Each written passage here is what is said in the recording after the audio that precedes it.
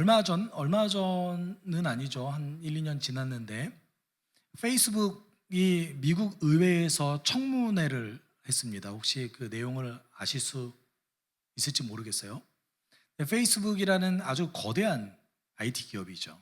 전 세계에서 가장 거대한 IT 기업인데 그곳에 이제 마크 주커버그가 나와서 청문회에 출석한 장면이 전 세계에 생중계되는 일이 일어났었습니다. 그리고 저는 개인적으로는 그 장면이 현대 사회가 가지고 있는 힘 있는 사람들의 욕망에 의해서 이렇게 시스템이 착취의 구조로 흘러간다는 것을 잘 보여주는 상황이라고 저는 생각합니다. 왜 출석을 했냐면 의도적으로 페이스북이 은폐를 했거든요. 어떤 것을 은폐했냐면 연구 보고서가 있었어요. 페이스북의 그 SNS의 그 알고리즘이 청소년의 자살률을 더 높일 수 있다는 연구 보고서가 있었거든요. 그 페이스북 자체가 가지고 있는 연구 보고서였습니다. 왜 페이스북이 그 알고리즘이 어떤 거였냐면 긍정적인 피드죠. 긍정적인 포스팅에 점수를 1점 주고 부정적인 포스팅에 점수를 2점 주는 거예요. 그러면은 알고리즘이 어떤 것을 위주로 많이 흘러갈까요? 부정적인 것을 향해서 많이 흘러가겠죠. 그래서 그 알고리즘 자체가 청소년 자살률에 굉장히 심각한 영향률을 미칠 수 있다라는 것, 그것이 이제 자체 보고서에 있었어요. 근데 주커버그가 그것을 읽고도 묵살했다라는 것이 그 회사 내에서 폭로됐습니다. 여러분 왜 그랬을까요? 분명히 여러분 우리가 정상적인 사람의 사고 방식이면 그것이 아주 심각한 사회 문제를 야기할 수 있다라는 것을 알게 된다면 당연히 그것을 내 이득이 있다 할지라도 포기하지 않겠습니까? 근데 왜 그러겠습니까? 돈이죠. 결국 돈이었던 거예요. 한국 사회도 이와 비슷한 일들이 일어나고 있죠. 여러분 그 유튜브도 동일한 알고리즘을 가지고 있습니다. 비슷해요. 그래서 여러분 생각보다 유튜브라는 곳이 여러분 굉장히 많은 전문가들이 여러분이 그 유튜브 환경 속에서 머물게 하기 위해서 노력하고 있습니다. 여러분 혼자의 힘으로 그 유튜브의 사용량을 줄이는 것은 사실상 거의 불가능합니다. 여러분 한 명과 전문가 수백 명을 여러분 상대할 수 없습니다. 그렇다면 그곳에서 흘러나오는 것들이 여러분 정말 균형적인 생각을 돕는 알고리즘인가요? 아니죠. 내가 생각하는 방향으로, 그리고 때로는 점점 부정적인 방향으로, 자극적인 방향으로 흘러가게 되죠. 근데 그렇게 알고리즘이 짜져 있는 근본적인 이유가 무엇입니까? 돈이죠. 그렇죠? 돈입니다. 여러분, 우리는 알게 모르게 이 사회가 굉장히 그 부정적인 방향으로 흘러가고 있다라는 것을 알고 있습니다. 알고 있어요. 근데 알고 있음에도 불구하고 잘 인식하지 못할 때가 많이 있습니다. 오늘 본문은요, 힘 있는 자들에 의해서 형성된, 힘 있는 자들이 가지고 있는 욕망에 의해서 형성된 적대감에 대해서 얘기하고 있습니다. 그리고 그 적대감으로부터 하나님께서 어떻게 그리스도인을 보호하시는지를 보여주고 있어요. 이것이 오늘 본문의 핵심입니다. 그렇다면 이 과정을 함께 나누면서 여러분 우리가 그리스도인으로 살아갈 때 여러 가지 질문들이 필요한데 그 질문들 가운데 몇 가지가 있죠. 그리스도인으로서 예수의 가르침을 따라 살아가는 것은 어떤 가치가 있는가? 그것은 내 삶에 정말 이득이 되는가? 이것이 없다면 우리가 어떻게 예수를 온전히 믿고 따라갈 수 있겠습니까? 그리고 그 삶의 실제적이고 현실적인 어려움은 무엇인가? 우리가 오늘 아주 깊이 다루지는 못하겠지만 그 부분에 대해서 좀 나눠봤으면 좋겠어요. 사도 야고보는 헤롯의 손에 의해서 죽임을 당했습니다. 아주 순식간에 벌어진 일이었던 것 같아요. 재판도 없었습니다. 잡히고 유대인들의 보는 그 눈앞에서 사도 야고보는 헤롯 아그리빠의 손에 의해서 죽임을 당했습니다. 그리고 베드로는 죽을 날을 기다리고 있었습니다. 죽을 날을 기다리고 있었어요. 그리고 이제 죽기 전날 밤, 사실상 죽기 전날 밤인 거죠. 재판을 받기 전날 밤에 하나님께서는 그 베드로의 그 위기 상황 가운데 개입하십니다. 6절에 이렇게 얘기하죠.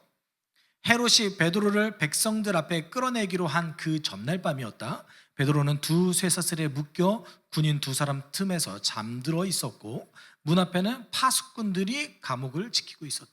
굉장히 철통 같은 방어를 했던 것 같습니다. 아주 경계태세가 높았어요. 감옥 안에서 이미 간수 두 명이 베드로와 함께 잠들어 있었고, 그리고 그 감옥 바깥에서는 파수꾼들이라고 얘기하는 다수의 사람들이 베드로를 지키고 있었습니다. 아마도 헤롯 아그리빠는 사도행전 5장에 등장한 그런 일을 전에 들었던 것일지도 모르겠습니다. 사도행전 5장에 베드로와 함께 사도들이 감옥에 갇혔는데 천사가 풀어주죠. 천사가 풀어줍니다. 근데 그때 천사가 풀어줄 때 도망가라 했습니까? 아니요, 도망가라 하지 않았습니다. 천사가 풀어주고 뭐라고 얘기했냐면 너는 가서 성전에서 복음을 전하라 라고 얘기했습니다. 이상하죠? 감옥에서 풀어줬는데 성전에 가서 복음을 다시 전하라고 얘기하고 있습니다. 그리고 그 일이 실제로 벌어지자 유대 지도자들은 사도들을 다시 감옥에 가두러 엄두를 내지 못합니다. 이 내용을 아마도 헤롯 아그리빠는 알고 있었을 확률이 조금 있습니다. 제가 볼 때는 높았을 것 같아요. 헤롯 아그리빠가 바리새인들과 정말 친했거든요. 그래서 굉장히 철통 같은 경계태세에 있는 상황에서 천사가 베드로를 풀어줍니다. 갑자기 베드로가 투명해졌는지 모르겠어요. 네, 적어도 순간이동을 한 것 같지는 않아요. 천사가 풀어줘요. 그리고 그냥 풀어주는 것이 아니라 앞에서 인도해주고 갑니다. 그 다음에 베드로가 안전이 확보되자, 거리에 나설 수 있게 되자 천사가 떠나갑니다. 여러분, 그 오늘 본문은 조금 희극적인 요소들이 많이 등장하는데 제가 볼 때 제가 본문을 연구하면서 좀 재미있었어요. 저만 재미있을 수 있는데 여러분들도 좀 희극적이셨으면, 여러분도 재미있었으면 좋겠어요. 네, 저만 재미있는 건지 모르겠어요. 9절에 베드로가 상태가 좀 이상하죠. 베드로가 감방에서 나와서 천사를 따라갔다. 베드로는 천사가 하는 말이 참인 줄 모르고 자기가 환상을 보고 있는 것이라고 생각하였다. 아직 잠이 덜 깼어요. 자기가 정말 간절히 원하고 바라는 것들이 일어났는데 베드로 뭐라고 얘기해요? 이건 환상이야. 자기가 이렇게 따라가고 있는데, 네, 따라가서 감옥을 다 나가고 천사가 떠나갔는데 환상인 줄 알았어요. 어쩌면 이것이 베드로가 지금 현재 많이 쇠약해져 있다는 것을 보여주고 있는 것 같기도 합니다. 여러분, 오늘 본문은요 두 가지를 대조해서 좀 보여주고 있는데 하나님의 직접적인 개입을 또 먼저 보여줍니다. 이건 누가 봐도 하나님이 개입하신 거잖아요. 근데 두 번째는 뭐냐면 인간의 반응이 너무 재밌어요. 여러분의 삶에도 혹시 이렇게 반응하셨는지 모르겠습니다. 베드로 아마 기도했을 것 같지 않습니까? 엄청 기도했을 거예요. 자기 자신을 위해서, 그리고 자기 자신 때문에 혹시라도 상처받을 수 있는 자신의 교인들을 위해서 기도했을 겁니다. 그리고 하나님께서 아주 직접적으로 개입하셔서 자신이 원하는 일이 벌어졌는데 이게 정말 벌어진지 모르고 있어요. 그리고 멍하니 있다가 나중에서야, 천사가 떠나가고 나중에서야 베드로가 지금 어떤 일이 벌어졌고 하나님께서 나에게 왜 이런 일을 행하셨는지를 깨닫게 됩니다. 그것이 11절입니다. 우리 11절 좀 같이 읽어볼까요? 그때야 베드로가 정신이 나서 말하였다. 이제야 참으로 알겠다. 주님께서 주님의 천사를 보내셔서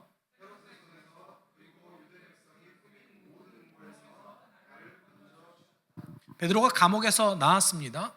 그리고 이제 이게 환상이 아니구나, 실제구나 라는 것을 깨달았습니다. 그 다음에 베드로가 어떤 것을 말합니까? 이제 참으로 알겠다. 주님께서 주님의 천사를 보내셔서 헤롯의 손에서, 그리고 어디의 손에서 구원하셨대요? 유대 백성이 꾸민 모든 음모에서 나를 건져주셨다. 여러분, 이것이 베드로가 자신에게 일어난 일에 대한 해석이에요. 근데 우리가 주목해서 볼 것이 무엇이냐면 베드로의 인식 속에서 교회의 상황이 좀 드러나고 있다는 것입니다. 어떤 상황이 드러나고 있냐면 사도행전 2장 4장에서 교회는 모든 사람에게 호감을 얻었습니다. 칭찬을 받았어요. 그런데 10년 정도 지났을 때의 상황이 어떻게 변했습니까? 적대적인 환경으로 변했어요. 모든 유대인들과 권력자들, 과거에는 유대 지도자들만 교회에 대해서 적대적으로 생각했다면 이제는 유대 사회 전체가 교회를 향해서 적대적인 환경으로 변했습니다. 이제는 헤롯 아그리빠가 그리고 유대 지도자들이 교회에 대해서 공격을 해도 사람들은 교회를 더 이상 방어하지 않습니다. 환경이 변한 것이죠. 그리고 이 변화된 환경이 하나님께서 개입하신 결정적인 이유였습니다. 왜요? 왜 그럴까요? 생각해 보십시오, 여러분. 야고보는 죽었어요. 베드로도 이제 죽을래만 남았습니다. 그러면 왜 하나님께서는 야고보에게는 개입하시지 않으시고 스데반에게는 개입하지 않으시고 바울에게 죽임당했던 수많은 그리스도인들에게는 개입하시지 않으시고 사도 베드로에게 지금 이 순간에 개입하셨을까요?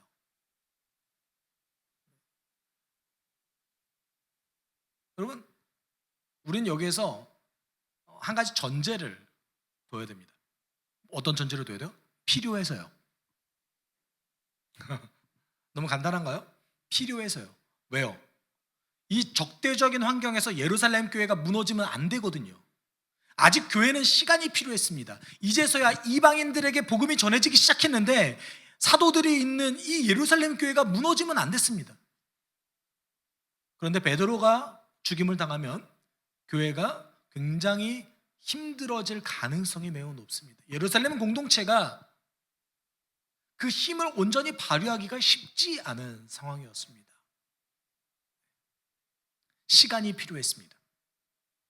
실제로 헤롯 아그리빠는 이 일이 있은 후에 한 2, 3년 안에 죽습니다. 그것을 사도행전에서는 하나님이 심판하셨다라고 평가하고 있습니다. 그 다음 주에 우리가 이 부분에 대해서 살펴볼 것인데 그 부분을 살펴보면 더 명확하게 하나님께서 오늘 베드로에게 왜 직접적으로 개입하셨는지를 우리는 알 수 있습니다. 무엇입니까? 이 적대적인 환경 속에서 교회를 보호해야 될 필요성이 있었거든요. 베드로와 사도들의 아직 제자들이 형성되지 않았거든요. 온전히 교회 지도자가 성장하지 못한 상황에서 교회는 시간이 필요했습니다. 세계 곳곳에 이방인들을 향한 교회가 세워질 시간이 필요했습니다. 하나님을 온전히 알아갈 시간이 더 필요했습니다. 이방인들을 향한 복음이 이제서야 전해지기 시작했거든요. 10년 걸렸습니다. 자신의 편견과 자신이 가지고 있는 어떤 그 고집이 꺾여지는 것이 10년 걸렸습니다. 예루살렘 교회는 뭐가 필요했어요? 시간이 필요했어요. 베드로는 살아야만 했습니다.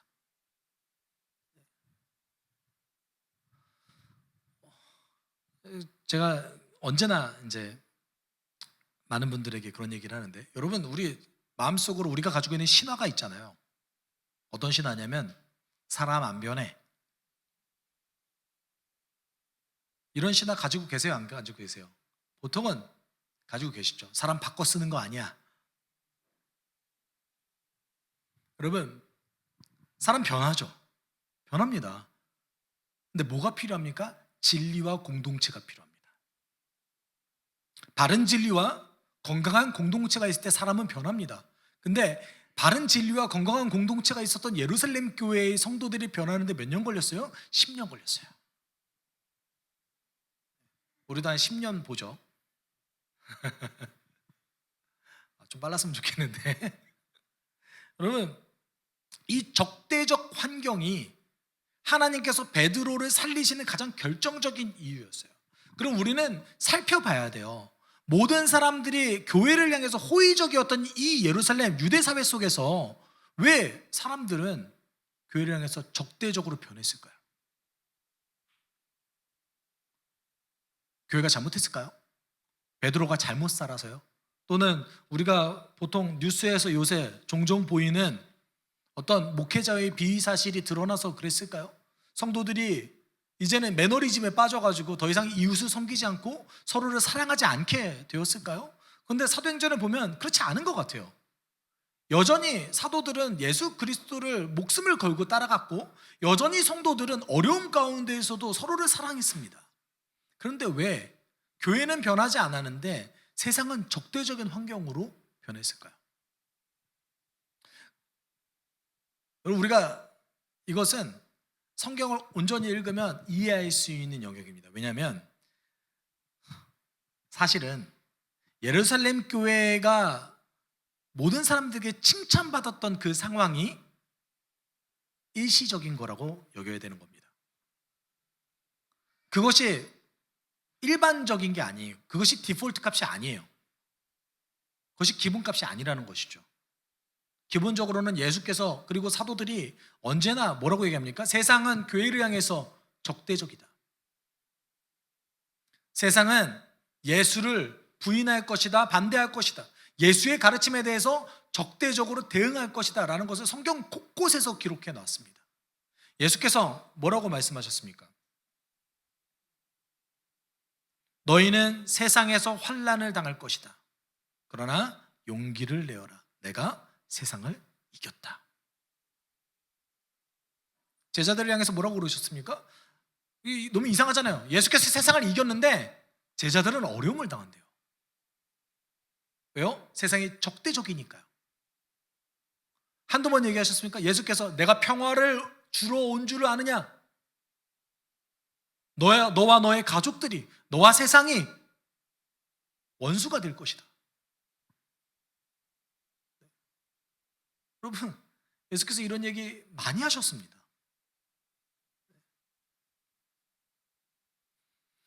디모데후서 3장 1절에서는 바울 사도가 이렇게 얘기하죠.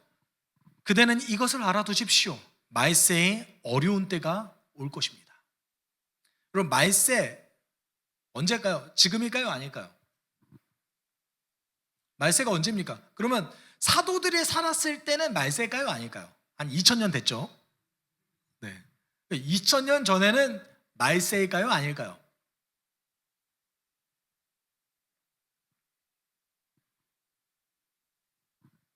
말세예요. 왜요? 이 말세가 여러분 정확하게 번역하면 the end of stages예요. 그러니까 마지막 단계라는 뜻입니다. 마지막 단계, last stage예요. 마지막 단계, 어떤 것을 위한 마지막 단계입니까? 하나님의 완성될 구원의 마지막 단계고, 그냥 진짜 한 끗만 남았습니다. 그 한 끗이 무엇입니까? 예수님 다시 오시는 것이죠. 그러면 예수께서 처음 오시고 예수께서 다시 오시는 그 모든 시기를 뭐라고 표현하는 겁니까? 말세라고 표현하는 거예요. 근데 말세에 뭐가 있대요? 어려운 때가 올 것이래요. 여러분, 정말 그런 것 같으십니까? 성경은 세상이 교회에, 그리고 예수의 가르침과 그것을 따르는 자들에게 호의적이지 않을 것이라고 아주 곳곳에서 얘기하고 있습니다.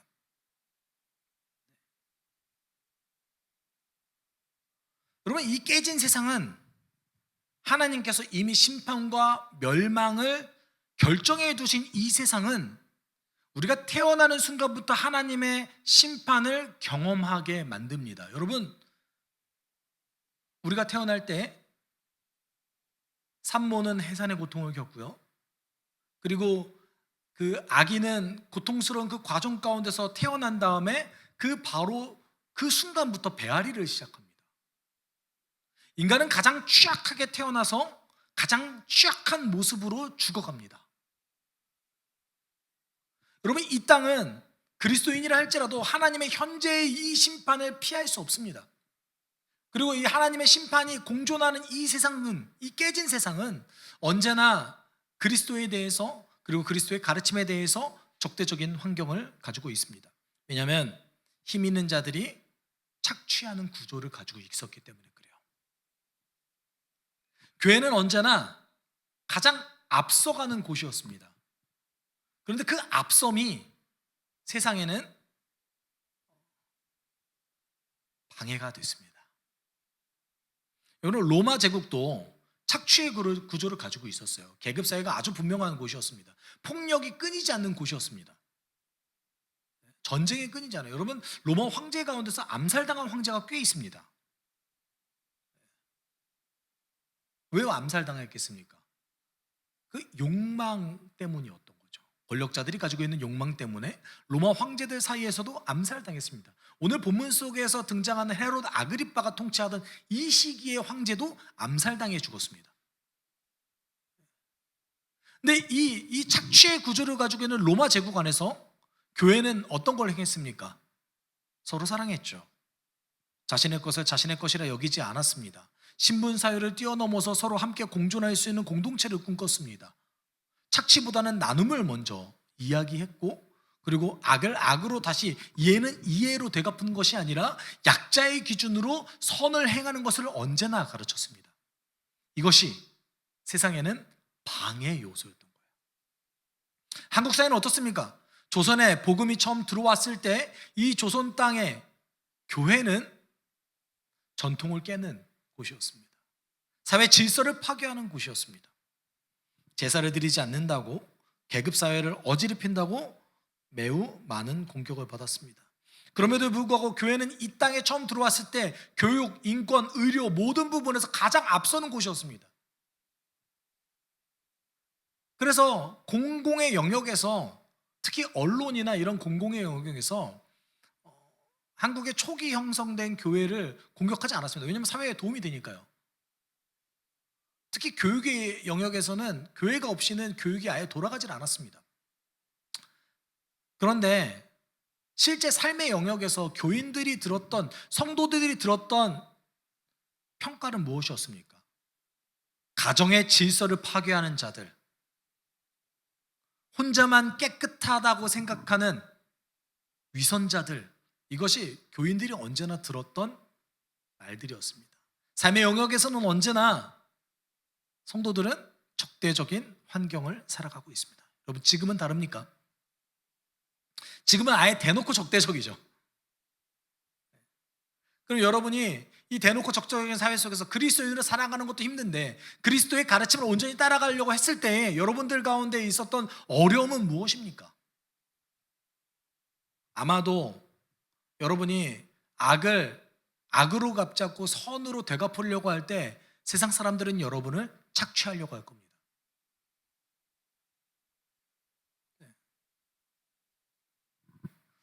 여러분, 세상은 적대적입니다. 왜요? 인간의 본성이, 인간이 가지고 있는 기본적인 욕망이 그리스도의 가르침과 적대적일 수밖에 없거든요.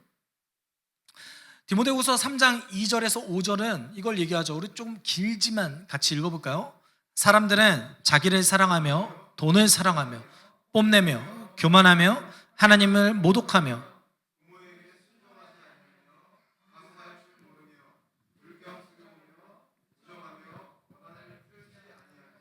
비방하며 절제가 없으며 낙폭하며 선을 좋아하지 아니하며 무모하며 자만하며 하나님보다 쾌락을 더 사랑하며 겉으로는 경건하게 보이나 경건함의 능력은 부인하는 것입니다. 그대는 이런 사람들을 멀리 하십시오. 세상은 진보하고 있습니다. 특히 과학의 영역에서 엄청나게 진보하고 있습니다. 그런데 이 과학이 발전할 때마다 언제나 좋은 일들이 일어났습니까? 미디어의 발전은 사람들의 착한 행실과 선한 영향력을 확대시키는 것이 아니라 혐오와 미움을 같이 공유하는 세상으로 만들어버렸습니다. 미디어의 발전은 인신매매 시장을 수십 배로 확장시켜버렸습니다. 현재 통계에 대략 800만 명의 인신매매 당한 어린아이들이 팔리고 있다고 합니다.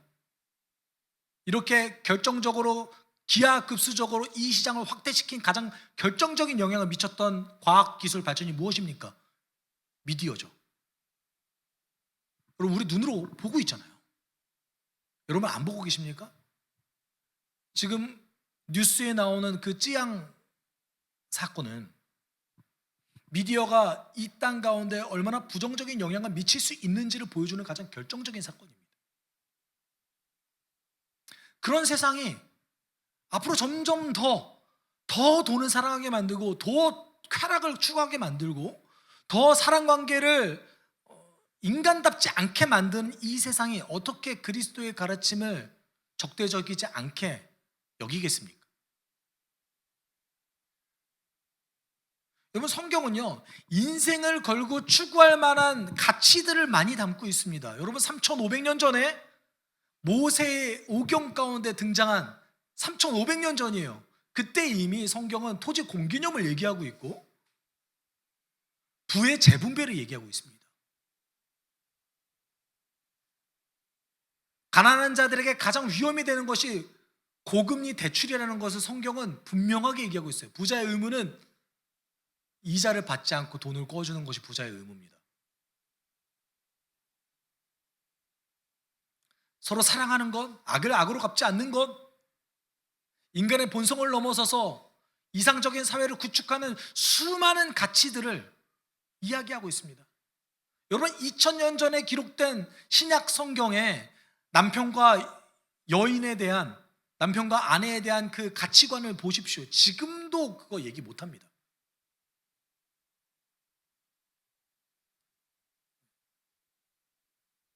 여러분, 성경에서 등장한 여인과 남편의 그 가르침들은 누구에게 더 어려운 가르침일까요? 여기 남편도 계시고 아내도 계시고 그렇잖아요. 누구에게 더 어려운 가르침입니까? 남편에게 복종하는 것이 어렵습니까? 예수처럼 되는 것이 어렵습니까?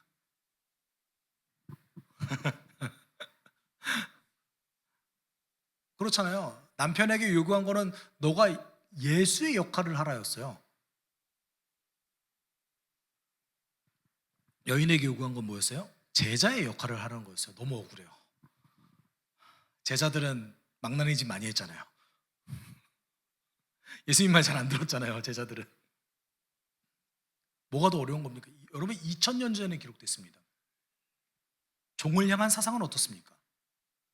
성경에 기록된 수많은 가치들은 내가 인생을 걸고 사회를 향해서 그것을 이룩하고자 할 만한 정도의 가치들을 수많이 담고 있습니다. 그런데 그 가치들이 부정당하고 있죠. 사람들은 그렇죠, 그거 좋은 거예요 라고 얘기하지만 정말 삶의 영역에서 그렇게 합니까? 오히려 점점 더 그런 아주 소중한 가치들이 부정당하고 있는 세상을 우리는 살아가고 있습니다. 세상은 우리를 향해 적대적이에요. 이런 적대적인 환경 속에서 하나님께서는 개입하시는 겁니다. 그런데 놀라운 사실은 뭐냐면 가끔은 우리가 개입한 거를 몰라요.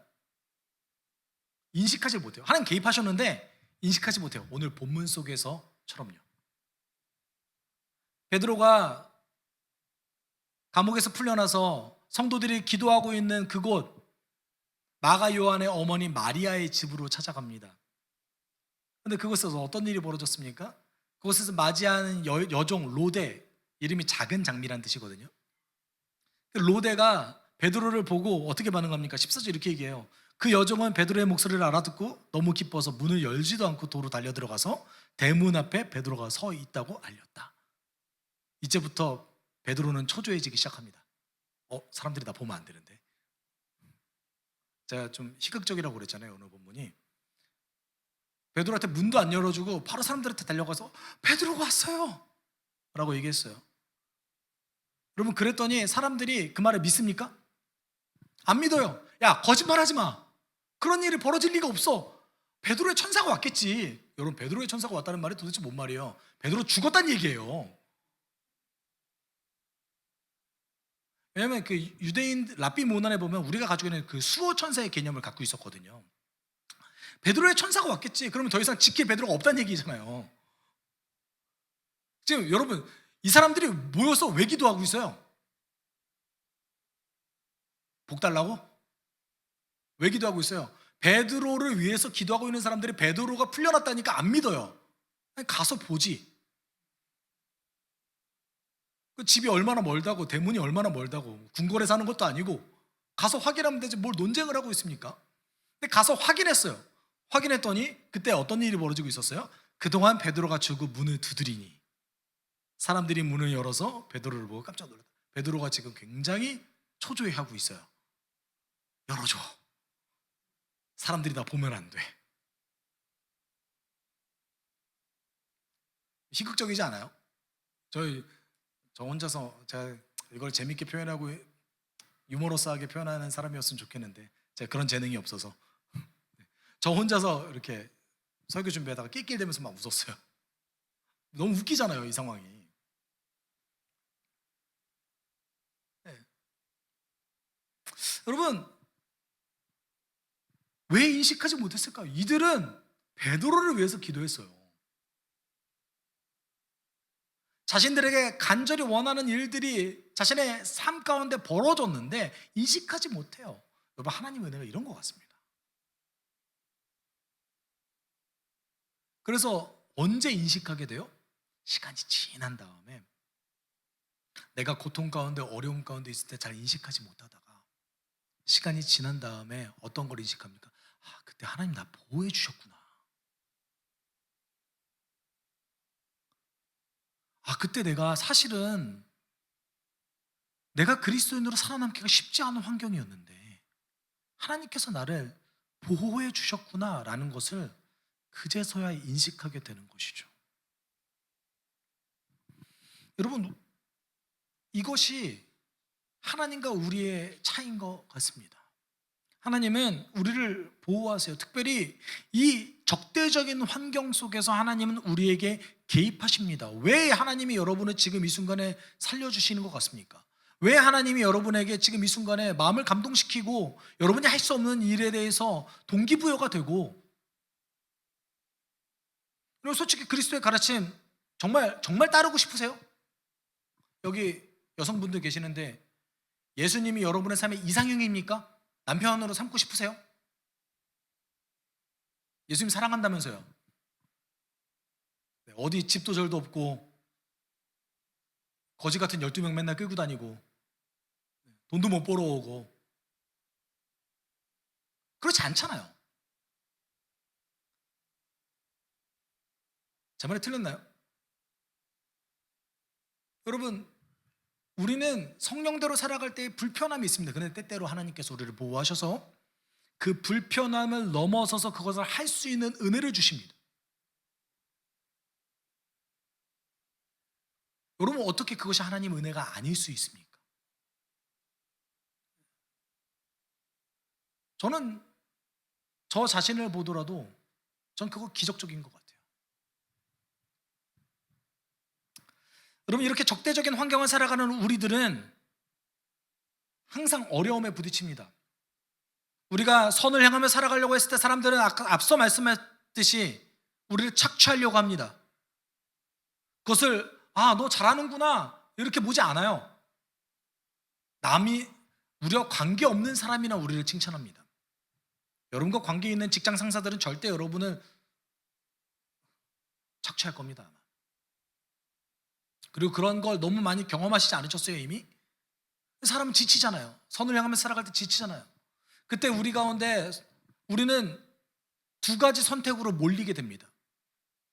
우리가 선을 행하려고 했을 때, 그리스도의 가르침으로 온전히 살아가려고 했을 때 세상은 우리를 두 가지를 선택하도록 계속해서 몰아붙입니다. 첫 번째는 뭐야? 타협하는 거고, 두 번째는 도망치는 겁니다. 내가 이렇게 산다고 해서 세상이 변하겠어? 내가 이렇게 산다고 해서 내 주변에 어떤 큰일이 일어나겠어? 라면서 타협합니다. 두 번째는 도망칩니다. 나를 불편하게 하는 모든 관계들을 끊어버리고 교회 안으로 숨어버리는 삶을 살아가게 됩니다. 그때의 성경은 우리에게 뭐라고 가르칠까요? 그때의 성경은 우리에게 이렇게 가르칩니다. 같이 읽어봅시다. 선한 일을 하다가 낙심하지 맙시다. 지쳐서 넘어지지 아니하면 때가 이를 때에 거두게 될 것입니다. 여러분, 지금 우리가 함께 기도합시다. 여러분, 하나님은 우리가 이 적대적인 환경 속에서 그리스도인으로 살아갈 때에 고통 가운데 있는 우리의 삶에 개입하십니다. 근데 우리는요, 때때로 그것을 인식하지 못할 때가 많이 있어요. 그래서 선을 행하는 것을 포기하고 타협하고 도망칩니다. 네, 사랑하는 여러분, 여러분께서 지금 이 순간에도 그리스도를 사랑하고 살아가고 있다면 하나님이 여러분의 삶을 지금 이 순간에 개입한 겁니다. 말씀 그대로 우리가 순종하며 나아갑시다. 선을 행하되 낙심하지 말지니 때가 이를 때에 우리 삶 가운데 하나님이 살아계심을, 우리 삶 가운데 당신께서 약속하신 열매가 맺혀질 겁니다. 우리의 삶이 그리스도 안에서 꽃피게 될 겁니다. 함께 기도할 때, 하나님, 내가 선을 행할 때 낙심하지 아니할 힘을 주십시오. 당신이 우리가 얘기한 그 소중한 가치대로 살아갈 수 있게 우리를 인도해 주십시오. 힘을 주십시오. 우리가 함께 지금 이 순간에 기도하도록 하겠습니다. 사랑 많으신 하나님 아버지, 감사합니다. 우리가 적대적인 환경을 살아가고 있습니다. 하나님, 이 세상 속에서, 이 어려움 속에서 우리가 날마다 이 적대감을 마주할 수밖에 없는 이 현실 속에서 우리가 아무리 선하게 살려고 하더라도 우리를 착취하려고 하고 계속해서 우리를 이용하려고 하는 이 세상 속에서 하나님, 지치지 않게 하여 주십시오. 도망치지 않게 하여 주십시오. 타협하지 않게 하여 주십시오. 사랑 많으신 하나님 아버지, 당신께서 주신 그 소중한 가치대로 살아가려고 할 때 서로 사랑하며 나누며 지금 내 삶을 희생하여서 언제든지 당신을 향해서 나아가려고 하는 이 삶 속에서 하나님, 내 삶을 당신께로 내어 던질 수 있는 우리 될 수 있게 주님 도와주십시오. 하나님, 당신께서 지금 이 순간에도 우리를 보호하고 계시고 살려주고 계시고 지금 이 순간에도 우리의 삶에 개입하고 계신다는 것을 우리는 압니다. 이 적대적인 환경 속에서 하나님, 내가 당신의 적극적인 보호하심을 깨닫고 하러 나아가서 절대 타협하지 않고 절대 도망치지 아니하며 선을 행하며 낙심하지 않을 수 있는 우리 될 수 있게 주님 도와주십시오. 아버지, 도와주십시오. 하나님, 이 세상이 너무 얼마나 악한지 하나님, 우리가 눈으로 목격하는 이 세상 속에서 하나님, 성경이 정말 올바른 진리라는 것을 깨달아 나아가서 그 진리대로 살아갈 수 있는, 그 진리대로 삶을 소망할 수 있는 그 삶을 하나님 구축하게 도와주십시오. 우리 가운데 인도해 주시옵소서. 감사합니다. 사랑이 많으신 하나님 아버지, 오늘도 우리를 인도해 주심에 감사를 드립니다. 하나님, 매우 적대적인 환경 속에서 사도 베드로에게 개입하셨던 것처럼, 예루살렘 교회의 성도들의 삶에 개입했던 것처럼 우리의 삶에도 개입해 주십시오. 우리가 선을 행할 때에 때로는 낙심되고 상처를 받고 포기하려고 하는 마음이 들 때마다 당신의 개입하심을 경험하게 인도해 주십시오. 우리의 힘으로 살아가는 것이 아니라 성령의 능력으로, 그의 인도하심으로 살아갈 수 있는 우리 사랑하는 숲속교회 성도들 될 수 있게 한 주간의 삶을 인도해 주십시오. 감사하며 예수님의 이름으로 기도드립니다. 아멘. 주 예수 그리스도의 은혜와 하나님의 사랑과 성령의 교통하심이 이 적대적인 환경 속에서 성령께서 주시는 능력으로 한 주를 살아가길 소망하는 숲속교회 성도들 위에 함께 있을지어다. 아멘.